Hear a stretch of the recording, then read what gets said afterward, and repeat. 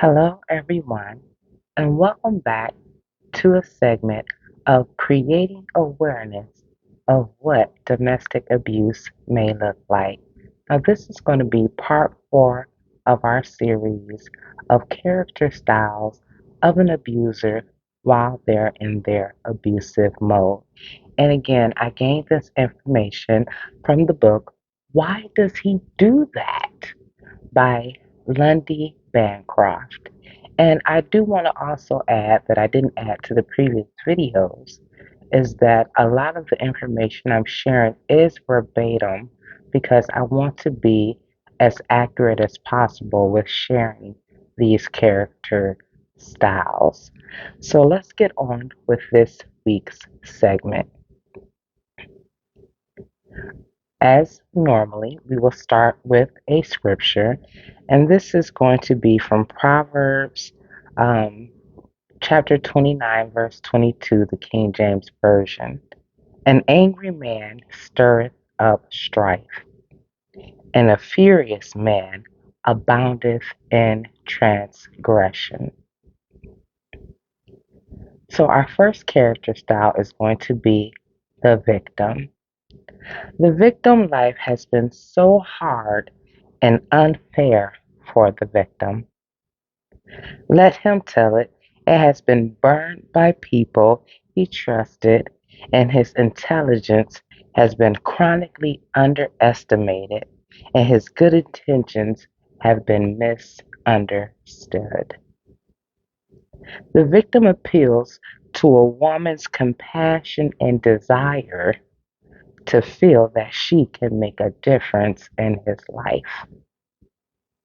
He often tells persuasive stories about how he was abused by his former partner. He may even say that his ex partner is constricting him or not allowing him to see his child or children. He maneuvers the new woman in his life into hating his ex partner. Now, I have experienced this before in a relationship, and I've always had my own mind. So I don't allow people to portray upon me their feelings towards a person. I make that choice for myself by getting to know that person myself, if capable. I create my own opinion on that person. If he speaks with degrading or aggressiveness towards his ex partner, be careful. In many cases, he may have been the abusive one, not her. Try to get him to talk about his own conduct during the relationship, especially towards the end of the relationship. If he blames his own behavior on her, that is not a good sign. Be cautious if he claims to be the victim of physical abuse in his past relationship. The majority of men who make such claims are usually the physically abusive one. Watch for warning signs of abusiveness with this person. Pay attention to how he talks and views abused women. A genuine male victim tends to find sympathy with abused women. The victim, on the other hand, will say women exaggerate or fabricate their claims of abuse, and men are abused just as much as women are. The victim may adapt the language of abuse. Victims saying that his partner was always focused on power and control, and that she disrespected him and always had to have her way. It won't be long before he's saying the same thing about you. The victim is highly self centered in relationships. Everything revolves around his wounds and he keeps himself at the center of attention. If you have children together, he gets the children to feel sorry for him too. The victim will say, "You don't understand me. You don't appreciate me. You hold my mistakes over my head." But you get the sense that the dynamics are the other way around. In other words, he's doing that to you and projecting it on that you're doing it to him. If you try to stand up to him for these distortions, then he may say to you, "You're abusing me, and I can't tolerate you bullying me."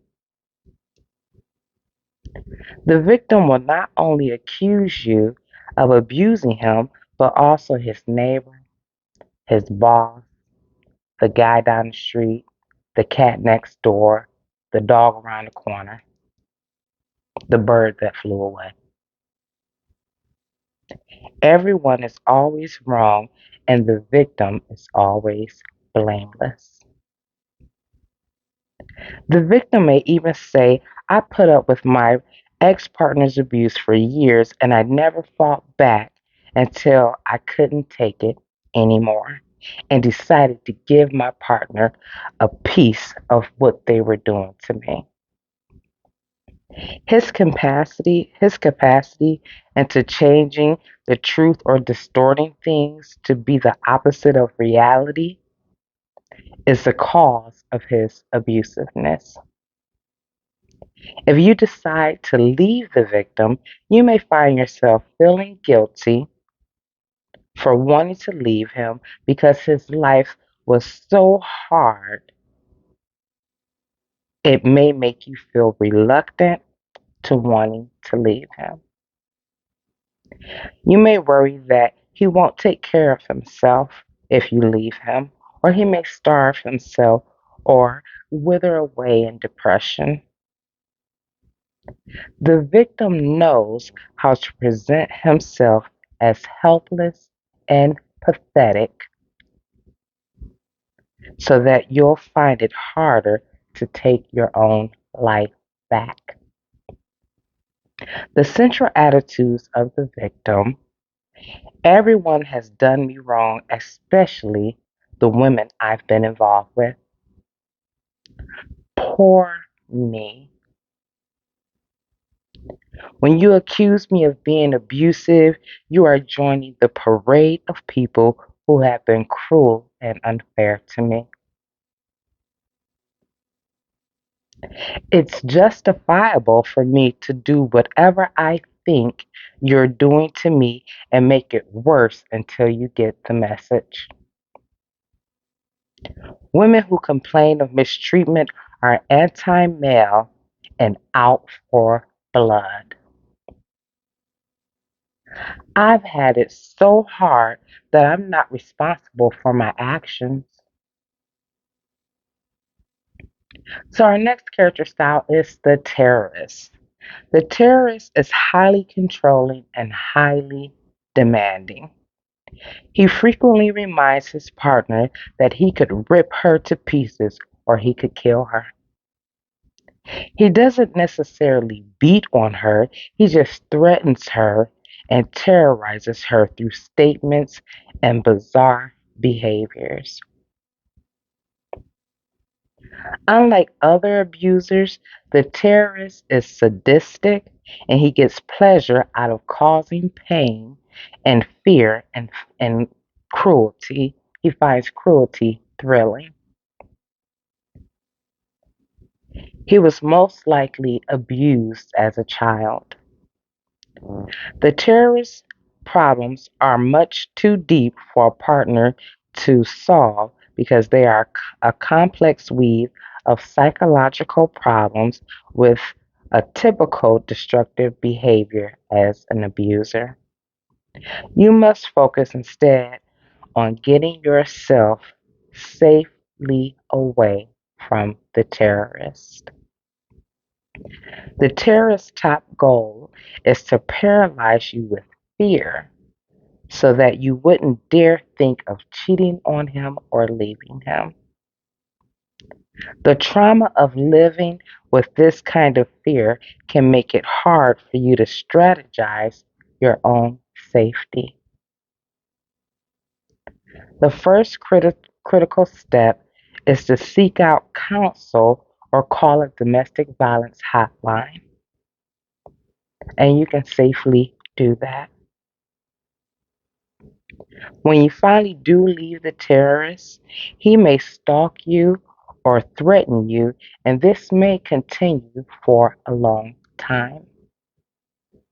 If you have children together, he may threaten to get custody or unsupervised visitations so that he can terrorize you through the children. He may even ask the children questions about you so he can find out where you work or where you live now or just your whereabouts.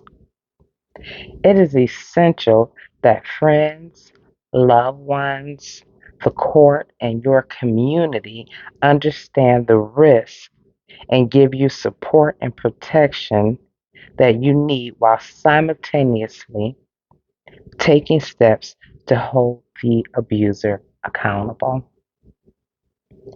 It is possible to stop the terrorist from escalating to murder, but only if he gets a strong message and understands that stalking and threatening are unacceptable and that he is responsible for his actions. And the community is ready to jail him if his actions doesn't stop immediately. The central attitudes of the terrorists: you have no right to defy me or leave me. Your life is in my hands. Women are evil and need to be terrorized to keep the evil from coming forth.